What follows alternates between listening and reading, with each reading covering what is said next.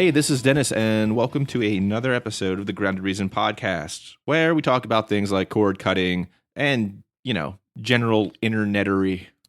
That's not a thing. It's not a thing. But as you can tell, Joel's Mutaba has cleared up. We found the monkey, and we took it to the Center for Disease Control, and Joel's 100%. Well, what I haven't told you is I'm not quite 100%. Oh. So you really shouldn't be in the studio with me. Am I going to die a Kevin Spacey death? Yeah. Is that what you're saying? Yeah. Nice and splurty. Man. This is the thing when you have 3 kids. Like, I refer to my children as disease vectors. Yeah. Because that's obvious. what they are. Yep. I mean, like, children under 10, all they do is, look cute part of the time and then spread germs. Yes. And my kids, do both. And they bounce some godforsaken plague back and forth in my house for a week. And all of us were sick. It was horrible. Well, you're back now. So from your outbreak disease. Today, it's kind of a pat ourselves on the back episode in a way, because we're going to talk about some things that are happening in the news. But like, there were 2 articles written this week that are pretty much chronicling like what we've said on the show thus far about what's going on at the FCC and what Pie's doing. They're clearly subscribers. Well, I mean, I think it's just they're reading the tea leaves too, and they're kind of seeing it. I'm wish, kidding, right? because it's The Verge and the LA Times. But hopefully, maybe somebody at those 2 places are listening to us. They're good articles, or you're going to link them, right? Yeah, definitely. So they're good articles, and they do largely follow what we talked about in some of the previous episodes. Yeah. But before we pat ourselves on the back, I do actually have a bit of a retraction from last episode. Oh, no. Yeah, Joel wasn't here, but Sling TV went live with their DVR. The cloud DVR. Right.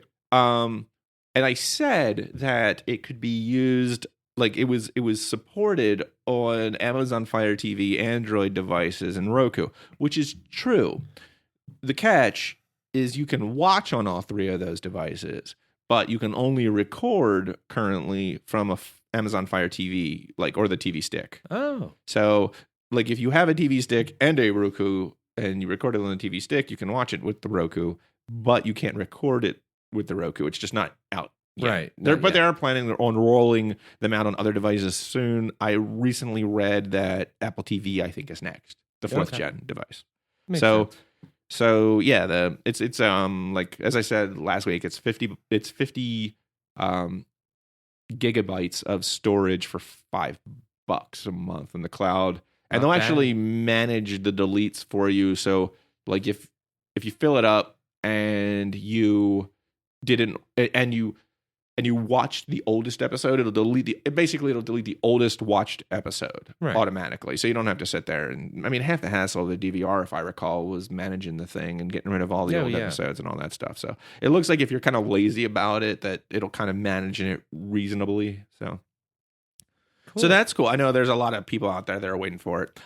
I never read, usually I try to test this stuff out before I mention it, but I was sitting here recording and happened upon the news that it came out, and I was like, oh, people would love to hear about this. So I read it, and then found out later when I went home to try it on my Roku that it didn't work. And then I went and investigated and I went and hooked up a Fire TV stick, and it would work.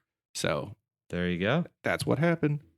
All right. So before we pat ourselves on the back, that I wanted to get into 2 items that broke last week about those ISPs and some chicanery, breaking of agreements, getting sued type things that's happening right now with them. Because it's big. It's kind of big. It's like, well, it's AT&T first up. What they're doing in that's at Cleveland, right? Yeah. It's in Cleveland, Cuyahoga County area. So when they did the DirecTV merger, and the Wheelers FCC was kind of big on this, they would put these stipulations in there to say, okay, we'll let you do this merger, but you have to deliver internet to in more impoverished parts of your your coverage areas. Which honestly makes some sense to try and if you're going to let someone move down the sliding scale towards monopolist power, right? You want to make sure they do something for general society. Right. I mean, this is kind of similar to what happened over in the wireless space, where Wheeler wouldn't let them merge because they looked at the coverage of Sprint, AT&T, Verizon, and T-Mobile and said, well, if we let any of these folks merge, there's going to be areas that are underserved with no competition. Yep. So the workaround here is, all right, we'll let you merge because, AT&T was much bigger than DirecTV. It wasn't like they were going, It's not a marriage of equals. Right. So he said, okay, fine, but you need to meet these requirements. And one of them was to offer like $5 per month internet service to poor people in areas where the company hasn't upgraded its network. Right. So what's kind of funny about that, though, is there's a loophole in the law that said or a loophole in the decision in which way it was read, is if you're under 3 MIPS, you could still be charged in full. So AT&T, like, they called him on it, and AT&T said that they weren't going to take advantage of this loophole. But then a study was released that showed that that's kind of exactly what they're doing.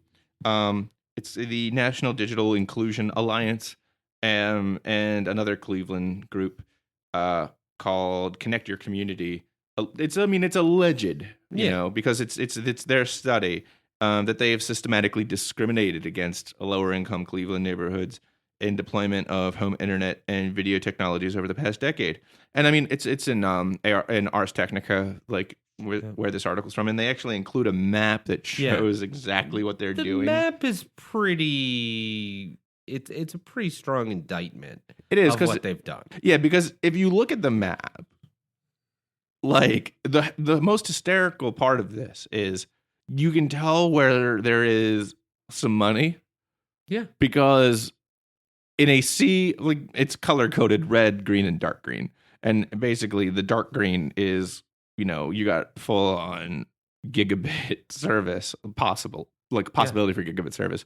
And then the red is, you have like their legacy, not upgraded, old school DSL stuff. Yeah. And there's like a big old red circle at DSL. And then like right smack dab in the middle is this like green, like dark green, right. Basically gigabit service sitting there. Yeah. So you can look at this map and see exactly, like, they're completely carving out parts. It's pretty overt. It is.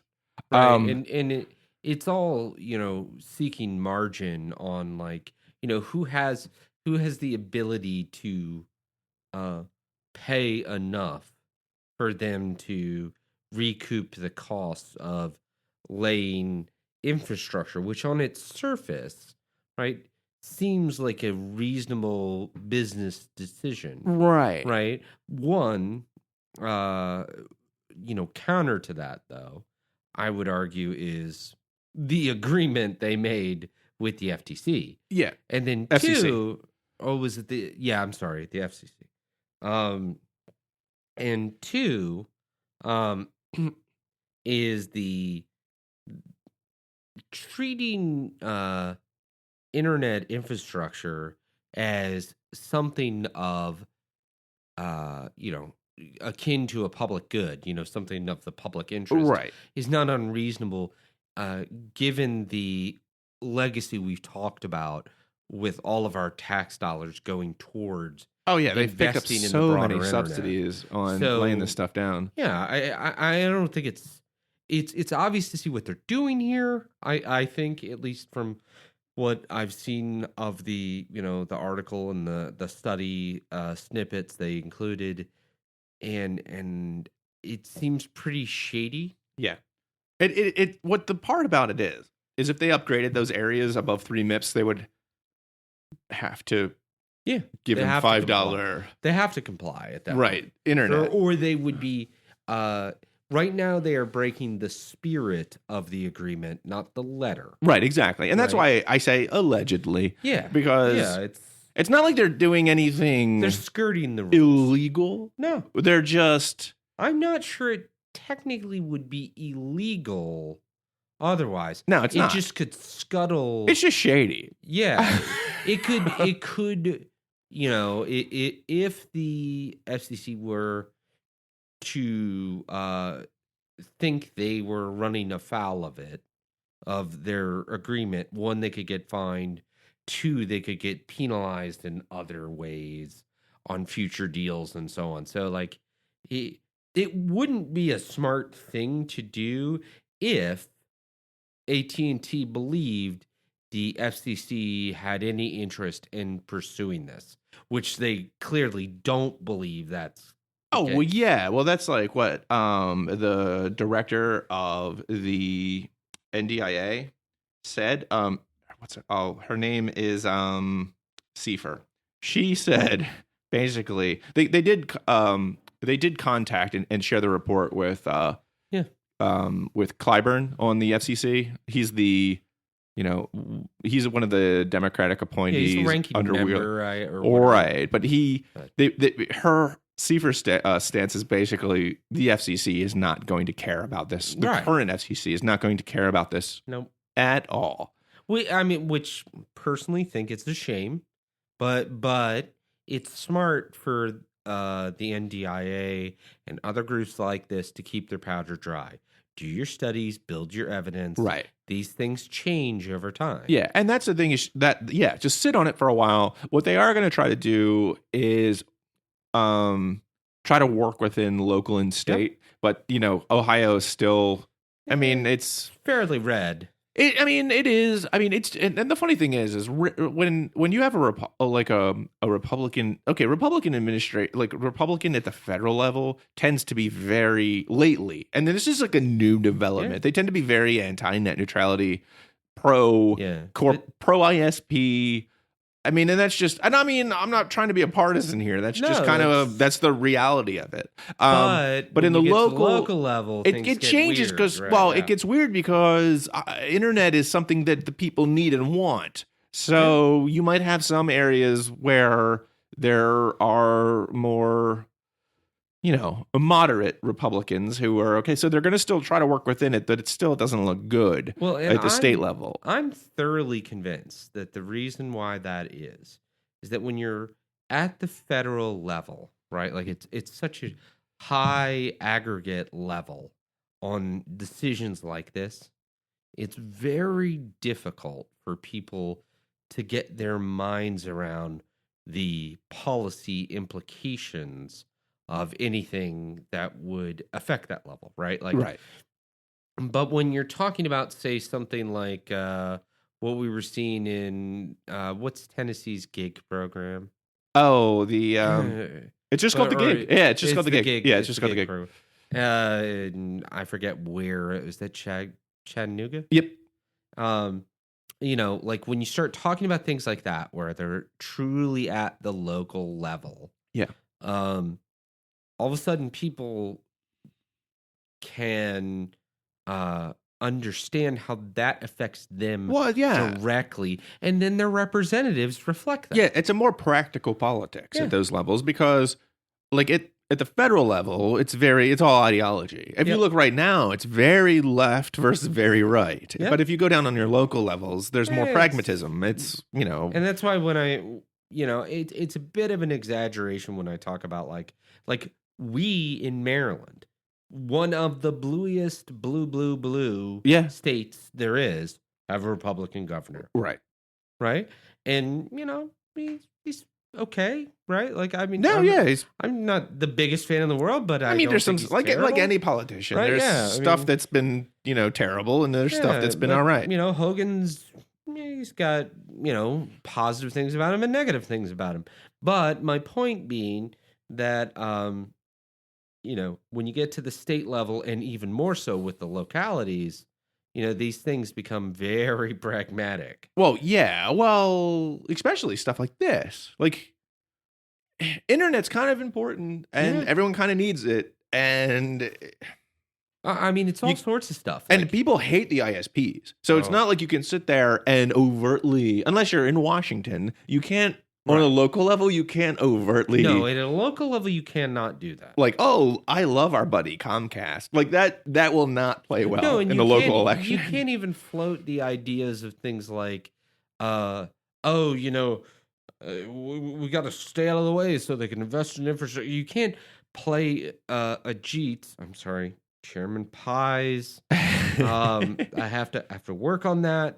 Line about like, oh, they won't invest in blah blah blah. Right. Philosophical debate. Regulation is bad, okay? I mean, you can't do that at a local level because like my kids are trying to do their homework and the internet's dragging, right? Like, or I run the local dry cleaner and I need to be able to do such and such to order new supplies and I can't because I'm using a DSL line, right?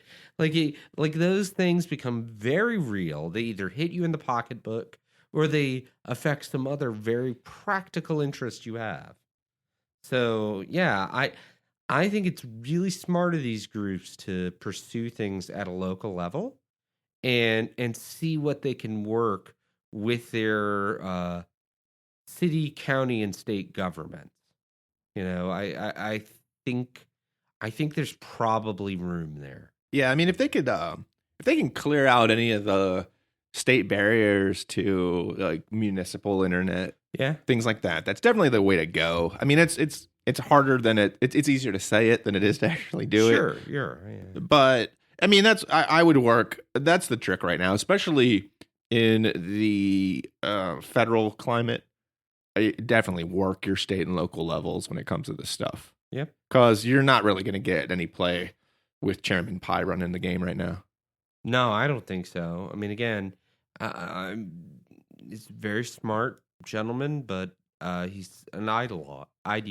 Definitely. So you're not going to get any movement there. Yeah. And I mean, okay, so the other story I wanted to talk about was Verizon in New York City. They're actually getting sued by the city of New York because they had an agreement where Verizon, I think it was one of those deals for, Verizon got special treatment if they supply, if the rules actually say if they pass every house, basically is kind of what it says. You need to pass every house. And there's like 1 million homes still in their coverage area that they've made this agreement on that do not have the ability to get Fios.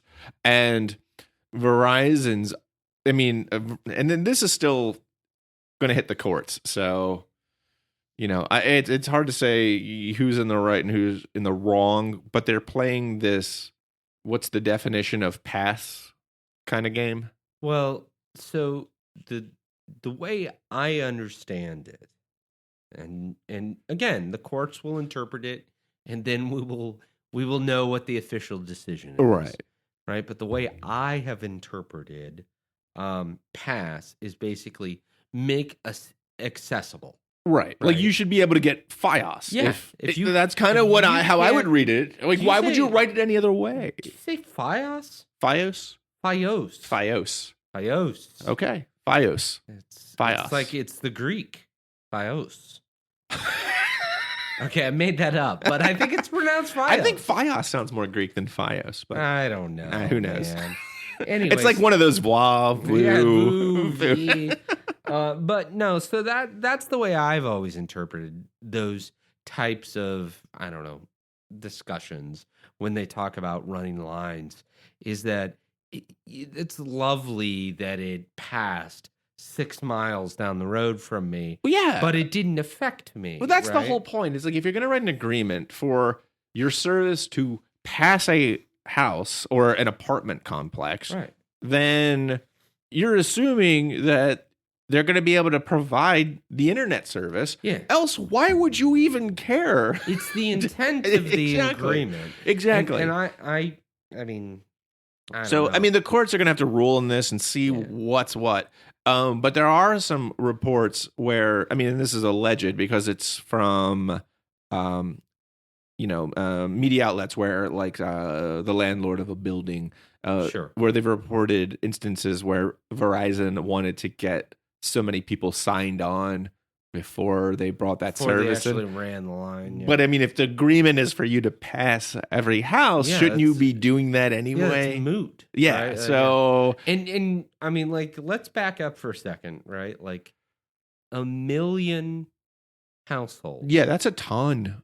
The average household, I believe this is what the Bureau of Labor and Statistics uses, has like 2.5 people. Oh, right. Yeah. Right.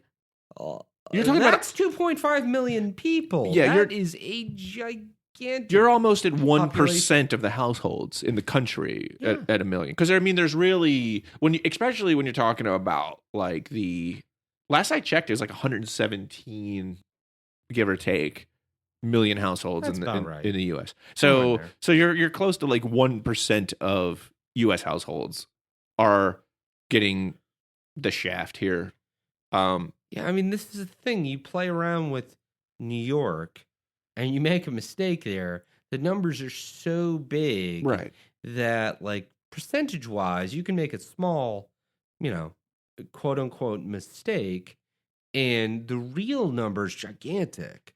Just because there's 20 plus million people in the greater New York area. Yeah, I mean, it's strange. Well, yeah, there is about that much, right? Exactly, 20 million people. So. Yeah. But what's weird is like I don't know if these stories are coming out now because they've always because these issues have kind of always happened here and there, and I don't know if these are getting play now because the FCC is kind of flipped into a pro ISP mode, or if companies aren't settling out because they know that the FCC is in a pro ISP mode. My guess is that it's the latter.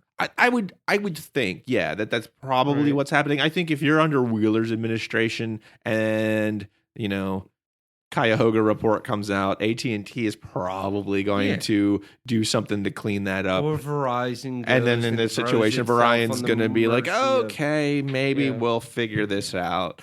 Because I mean, the lawsuit was just filed last week. I think it was last Monday. If I'm not mistaken. That's, I'm guessing, but that's my guess is that like now you have a more quote unquote pro-business FTC. So because of it, FCC.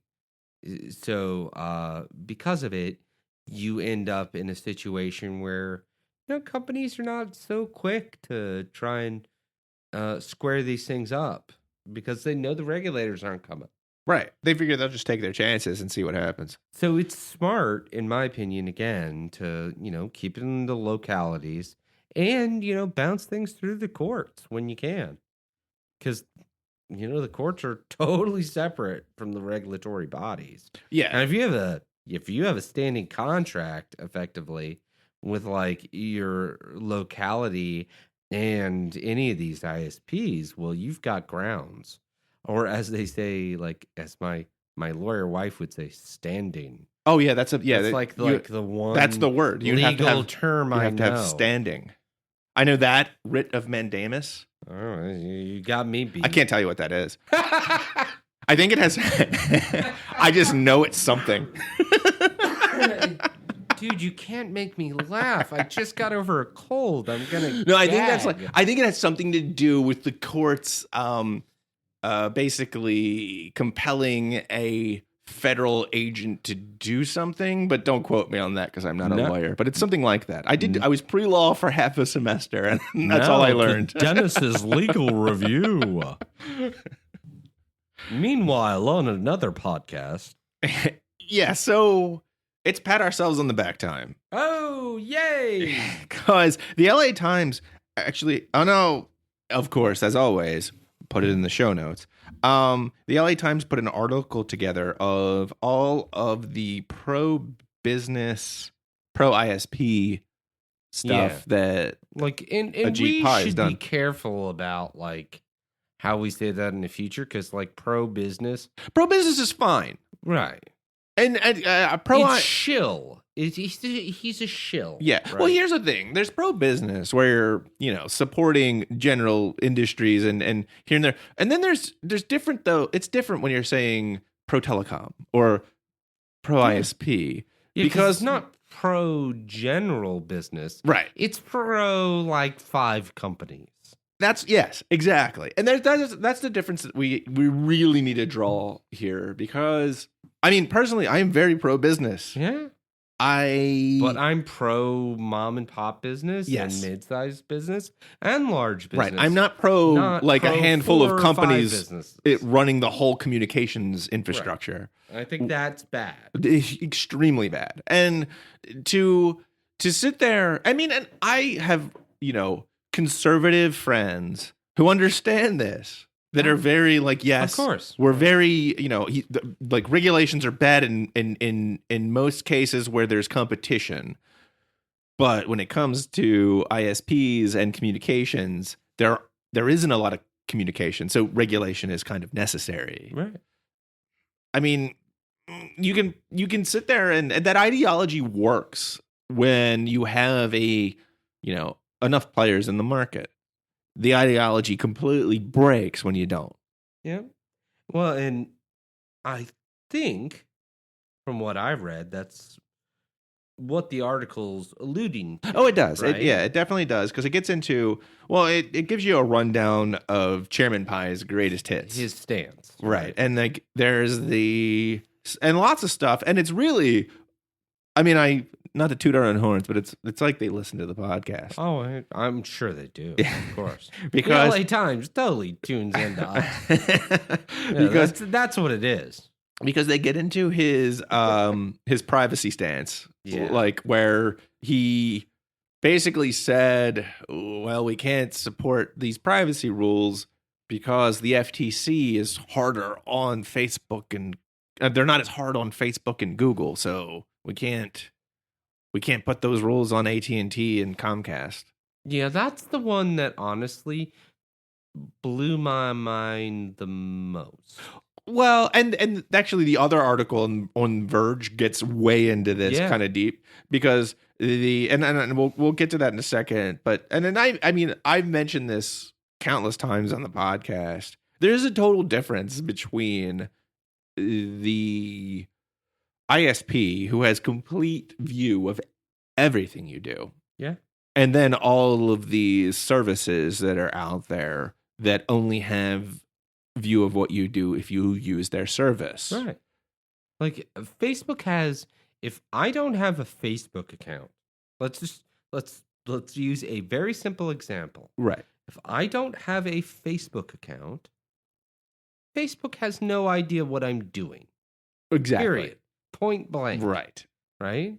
But Verizon, as my ISP, knows all, no matter whether I have a Facebook account or an Instagram account or none of the above. Yeah. And then really all Wheeler did was say, Wheeler's FCC, the previous FCC, all they did was create a rule that said, if they're going to use your information on your, where you go and on the internet, then, and when I say use, basically take that information and sell it for advertising. And then that's what a lot of these services do. Like Twitter makes a lot of money. Sure. Because, I mean, Twitter is free to use. You just downloaded an app and then you're out there. You're using. But what they do to make money is take the information that you've put out there on Twitter and they sell it for advertising. They sell it to companies who need that data. And that's how they operate. That's their operating model. But what Wheeler did for the ISPs is, since they have view of everything you do, who doesn't matter what services you're using on the internet. If you're on the internet, they see what you're doing. Yeah.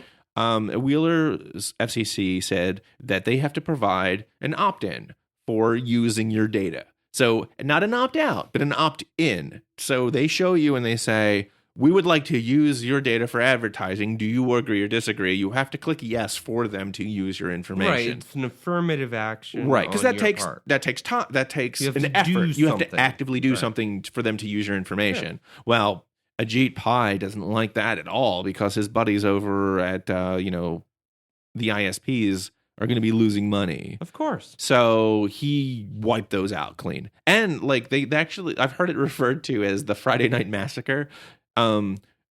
He just started, it was like early February. He just started slashing all of these pro-consumer pieces of these rules at the FCC. He just started slashing them. It's like February 3rd. It's like a first Friday. Now, like, I don't know if everybody out there knows this, but I kind of pick up on this because, of the area we live in. But if bad stuff happens in government, it happens on Friday. Oh, yeah. Yeah, because they don't have to deal with that news cycle, the weekday news cycle of stuff. They'll just do, if they're just going to like throw some rotten eggs into it, buried under the weekend fluff. Right. So anything huge that happens on Friday, you read it. I mean, be very wary. Especially like Congress is less, sharp when it comes to this. Well, it's also their mechanism of Congress is like they need to vote when they can vote. Like they try to schedule it, but the stall tactics. Branch, right? Like when they're passing rules, when especially the regulatory entities within the executive branch are really sharp about this. We're just going to put this out Friday. Yeah, this is Friday at 4:30. Yeah, this is a Friday announcements. Thing. People are going to hate this. Really, really sharp about it, and it does seem like kind of dishonest or disingenuous or whatever you want to say, because it is. Because they're trying to bury it, right? Like it's not a hey, wait a second, that seems like they're trying to bury. No, they are trying to bury it. They are exactly actively working at burying it, and so it's a very, very big deal. And were it not for articles like this, and some of the things we talked about, these things would just not come to light at all. No, it wouldn't. Yeah, and props to the Times for doing this. Yeah, again, great. As I said, linked in the show notes. Because with the healthcare debate and all of the other things that are happening right now, with all the executive orders that are coming down, this usually kind of gets pushed to the wayside. Yeah, and honestly, I get it, right? Like a lot of the debates that are going on now and like investigations and all these things, they're really, really, really big news, right? But stuff like we're talking about now with net neutrality implications and so on, they're going to have very lasting effects, and frankly, effects that we cannot possibly anticipate. No, and it's really the communications mechanism. I mean, the future of the First Amendment, the internet is really going to be the medium for that. Sure, I can go talk at a local town hall, or I can engage my community, one-on-one. And that does have some effect. Oh, those things are great. But really, the internet is really where you're going to have the biggest audience. Well, in the whole point that I get at, and I'm not sure that I've ever articulated this very well, is that the internet is a force multiplier, and for those that are not familiar with that term, it's commonly used in special forces, but there's lots of other ways. It's basically the idea that like I could go and say the exact same thing, like Dennis said, at a town hall, but I can then impact, the 50 people in that town hall with that message, right? But on the internet, I can affect thousands and thousands of people with a message, and they can go and spread it, and especially since it's digital, it's very easy to spread exactly the same message. Right. Like, and I don't mean like me as Joel. No, but anyone. Right? I just anyone. Right. And it's going to go that way. Like, the more, digital, for lack of a better term, society becomes, the more people, like, this will be the medium that people communicate over. And it's like that now. Like, you could see it in our political discourse. But it's just going to ramp up and go further and further down that road. And for us to hand the keys over to what? Four companies when we're talking, and they have regional monopolies because they got these, they've kind of sectioned off the country. You operate here and I operate there. Honestly, I don't think it is overstating it too much that it is detrimental to our democracy. It really is. Like, I don't think that's hyperbolic at all. I mean, that's really. That's a fact. Yeah. I think you can very clearly draw a line from point A to point B on that one. Right. It's not a slippery slope. It's just kind of the way it is. And having an FCC that is not afraid to smack these companies down when they get out of line. Or even just say, no, you can't do that. Not a smackdown. But I mean, like, Wheeler was always very, at least as far as I can tell. He used to work in telecom. Yeah. He was very amenable to, like, discussing things with him and so on. Ajit Pai paints him like he's some kind of, like, like he's Che Guevara of telecom. Right. Yeah, and I find that really peculiar, right? I do too. Because I think I've mentioned this term before, but there's this idea, particularly within public policy, like circles, of industry capture, where basically what happens is a regulatory body becomes like the voice box the industry becomes the voice box for the regulatory body. Yeah, well, you mentioned this on the podcast where we were getting, I think it was on Isenach, who is actually kind of like in the background. Right.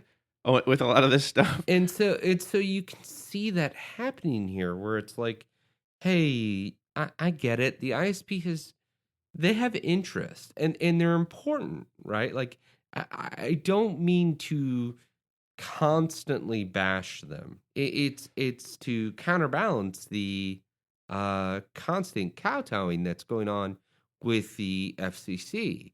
And I look at it and I think, like, you can see this coming a mile away. The way Chairman Pai is talking about stuff is clearly right out of the playbook of these companies. Oh, yeah. Yeah, definitely. I mean, he tries. I mean, he was a lawyer for Verizon. He knows how this game is played internally. Yeah, and I don't even. I mean, backing up to what you said about Wheeler, right? Like, Wheeler worked in the industry too, right? So I don't, because this is something, and again, this is very inside. Well, I think it was like Wheeler was not an ideologue. Well, and that's where I'm going. Is that, like, inside the Beltway discussion, right? Like, meaning, like, very DC, that, like, industry people shouldn't be in the regulatory body. No, sometimes it's fine. I actually think it's often very, very Oh, yeah, healthy. That's true. I want scientists to work at the EPA. Yeah, exactly, right? Like, or the FDA, right, et cetera, right? Like, you just add it. Yes. And you keep going. But, like, the way I look at it is, it has to be someone, for it to be a healthy give and take, it has to be someone who kind of gets where the industry is coming from, right? But balances that with the public interest, right? And I thought Wheeler, like, okay, I'll be honest. When I heard Wheeler was appointed, I was just like, what? Because I knew where he came from. Right. And I was worried because I knew there was a lot of... I think it's kind of a normal knee-jerk reaction. Right. And I mean, there was a lot at stake at the time, because in 2007, Comcast and Verizon were throttling services. Right. Because they were afraid of the competition. And, in 2008, Obama appointed Wheeler, who worked for the ISPs. And I was kind of like, whoa, that's kind of scary. But then Wheeler completely started, he really did take his job as FCC chairman seriously and started to look out for the public interests and put a lot of good things in place when it comes to consumer protection and, open and free internet. And like we said before, or I guess it would be 2 episodes ago, it wasn't like the ISPs didn't make a lot of money. Well, no, under that regime. They're doing quite well. Just fine. Well, that's the funny thing is they always tout this here, one of my favorite words, this balderdash that so God, if anybody whoever worked with Chairman Wheeler listens to this, I would just say he big fan. Yeah, for a lot of reasons, he was a big fan of that word. But 2, I'm a big fan of him using the word balderdash. Yeah, and because that's fantastic. And the balderdash in question is that regulations are bad for investment. I read that quote too. Yeah, because if you look at what the ISPs have laid out in forms of infrastructure investment since 2008, a lot of money has been spent, and a lot more money that was spent previously. Yeah, and even adjusting for inflation. I don't want to bore people to death with going through EBITDA and all the I will bring their books in here and read their quarterly filings, right? If I have to prove the point, but I don't think I do. Yeah, actually, Comcast kind of scoffed at one point when they were I can't remember. I think it was just fine. It was their. I think it was. I can't. Don't hold me to this, but I think it was their chief marketing officer, someone at the C level, was asked about what will happen if they roll back some of those rules. I remember you saying and they were basically like, I think that they're playing the political game and they were making more out of it than it was.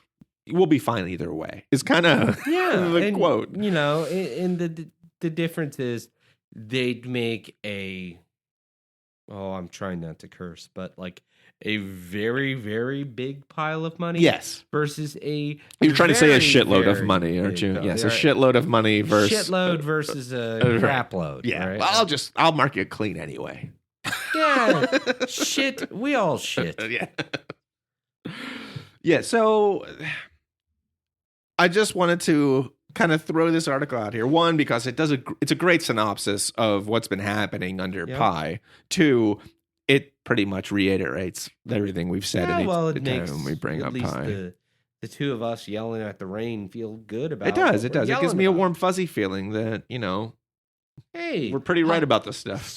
Smart folks all the way over at the LA Times agree. Right. So, and then there was this other article on The Verge, which really kind of broke down. And what I loved about this article is, remember when I was talking about the FTC versus the FCC, and the analogy I came up with had to do with, would you want the Federal Highway Administration regulating McDonald's, or would you want the FDA regulating highways? Right. Because what Pi is always bringing up is how he always uses the FTC, the Federal Trade Commission. He always basically says, "Oh, we can't do this to the ISPs under the FCC because the FTC doesn't do this to Google and Facebook."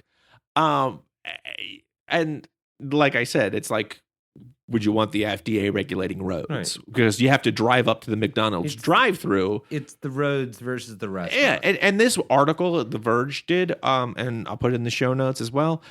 They pretty much mentioned that verbatim. Same analogy. So exactly. It's and they do bring up something I haven't mentioned, which I kind of implied but really didn't nail down.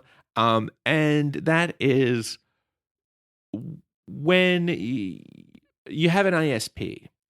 Basically, the ISPs are upset that they have to follow these privacy rules, the ones that we mentioned earlier. Yeah. And they're a little bit more lenient on services over the internet like Twitter and Facebook. And really the leniency kind of only really comes into play over browser usage.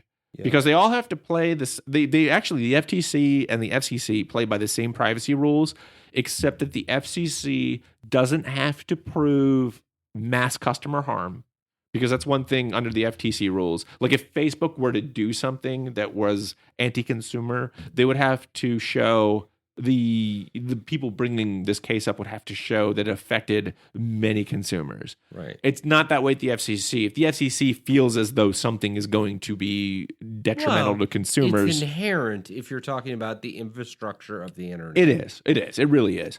Right. And the other one is that the privacy rules under the FCC apply to, your browsing history and things like that, where it doesn't necessarily at the FTC. Really, those are the only two main differences. But again, what they bring up here is the FTC rules are affecting storefronts that live on the internet. They live on the roads of the internet. The ISP, like your ISP sees everything you do. Yeah. So it's a completely different industry, and it should be regulated different. Yeah. And they also point out that if these ISPs were to, I don't know, put up a search service or put up some kind of service that you would go to use, then the FTC would cover that. So it's not portion. Yes. Yeah. So it's not like they can't play by those rules if they wanted to. You know what the real fact of the matter is they're not good at it. Right. Your Verizons, your AT&Ts, your Comcasts, they can't compete with your Googles, your Facebooks, and their Twitter. Huh. Well, the nature of Google and Facebook in particular, but Twitter as well, is they are content aggregators. Right. In doing that, they're really, really good at saying this population cares about X, Y, and Z. Right. Right. And they can give that to a marketer really, really easy. And by the same token, they can comply with the regulators about whatever anonymizing rules and so on that they have to, right? Like, whereas the ISPs, they're just kind of clumsy about it because we're all going through the same infrastructure, right?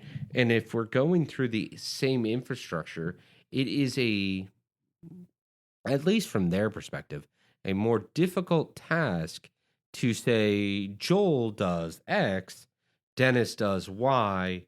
Joel, therefore, is this type of person. Dennis is this type of person. Yeah. Well, I mean, actually, from an ISP standpoint, though, if they were allowed to just kind of like look at the traffic that's going over, they would have so much more data. Oh, yeah.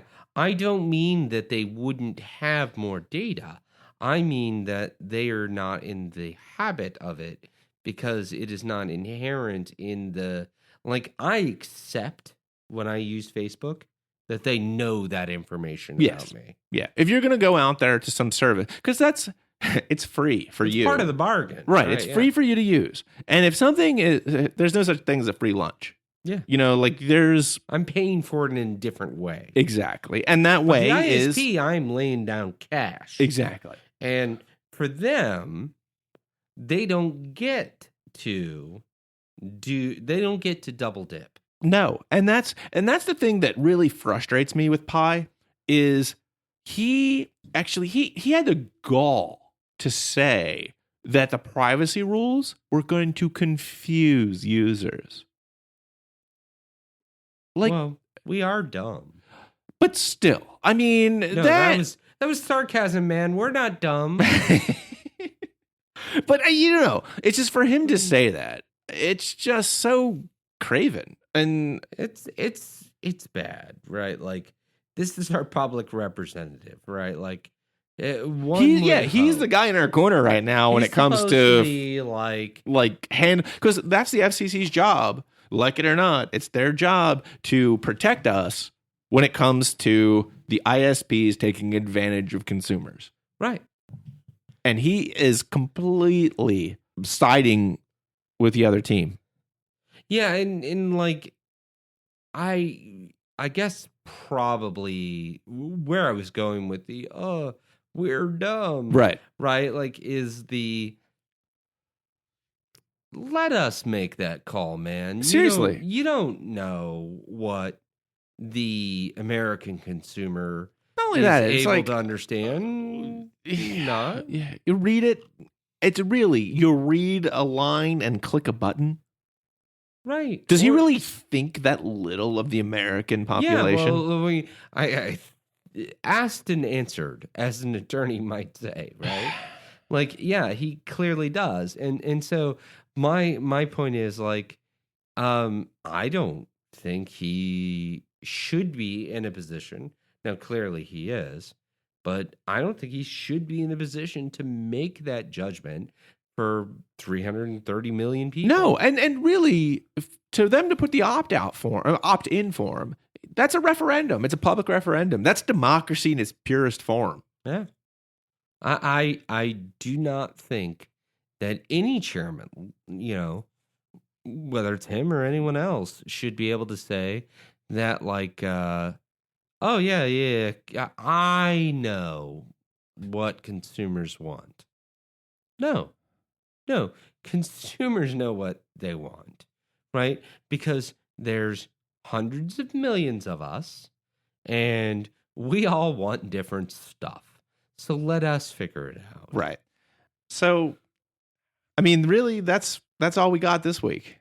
Yeah. I it's funny because, like, I worked myself all up, and, like, now we're ending. Yeah. You know what, though? We should talk about the merch.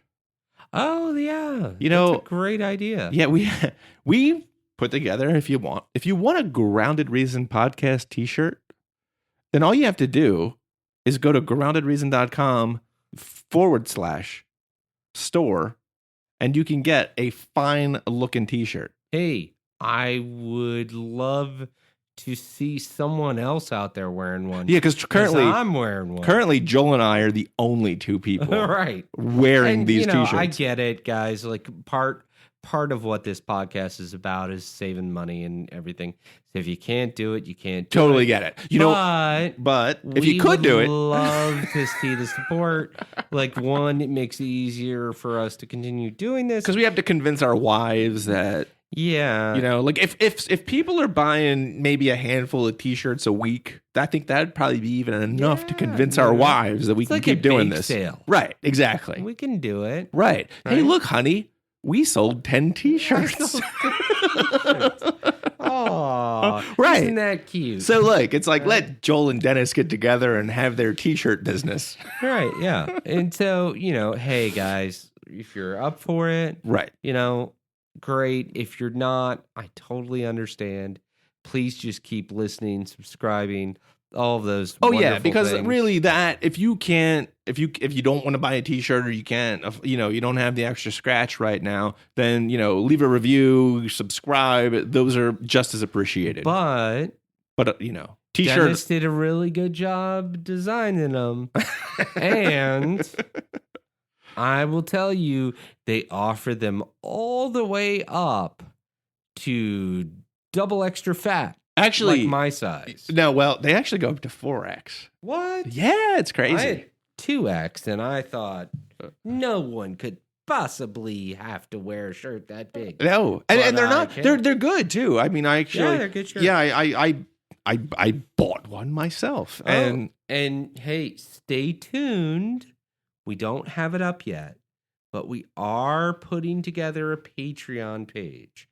So if you just, think of it as like, the guy playing the guitar at the proverbial, festival, and you want to throw a couple bucks in the guitar case, we'll have that going. Yeah, we'll have that going at up some soon. point soon.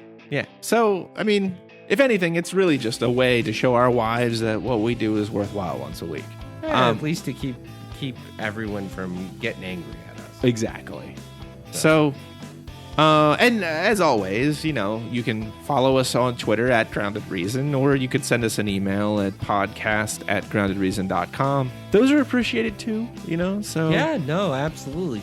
A lot of times those give us stuff to talk about on the podcast. So. Right, exactly. We've had we've had whole shows pretty much because someone asked a question, or at least segments of shows. All right, so I'm Dennis Restaro. And this is Joel Reed. And we'll see you next time. Take care, everyone. Take care, everyone. See? It feels good. Yeah, it does, right? I said it last week. It felt great. Yeah. Told you.